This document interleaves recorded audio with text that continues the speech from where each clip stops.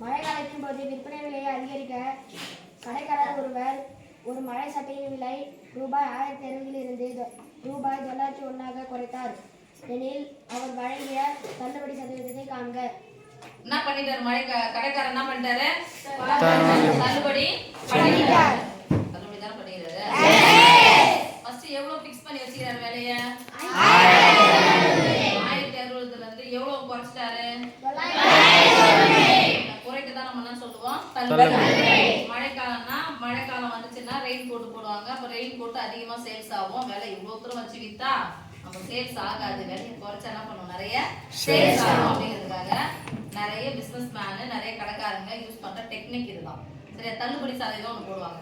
10% தள்ளுபடி, 15% தள்ளுபடி அப்படின்னு சொல்லிட்டு போடுவாங்க. அந்த இதுல இதுவும் ஒன்று. ஓகேவா?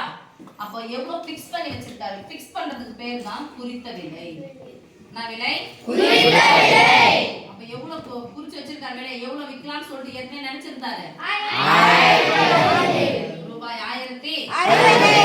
எவ்வளவுக்கு வித்தாரு? அப்ப இது என்ன விலை? விற்ற விலை. என்ன விலை? விற்ற விலை. இப்போ இத வந்து கழிச்சா என்ன கிடைக்கும் நமக்கு? மைனஸ் கிடைக்குமா? தள்ளுபடி விலை கட்டு. தள்ளுபடி எவ்வளவு தள்ளுபடி பண்ணாரு தெரிஞ்சுக்கலாமா? குறைத்தாருன்னா கம்மியா தான வந்துருக்குது. தள்ளுபடி என்பது இத வந்து கழிச்சு போட போறோம்.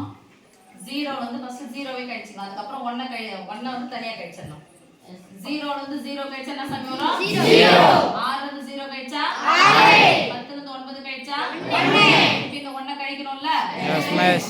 160 ரூபாயில இருந்து 1 கழிச்சா 150. இப்போ எவ்வளவு தள்ளுபடி பண்ணிக்கிறாரு?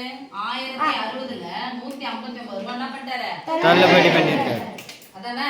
Yes miss. கேக்குறவங்க தள்ளுபடி சதவீதம். தள்ளுபடி சதவீதம் ஈக்குவல் டு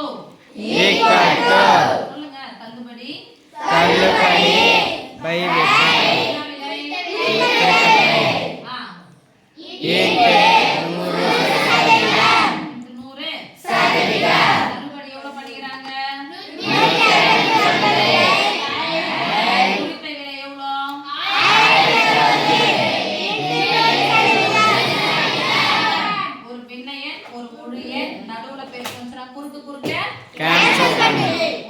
ஒரு 0 இதுவும் இரட்டை எண் இதுவும் இரட்டை எண். அப்ப I 2 10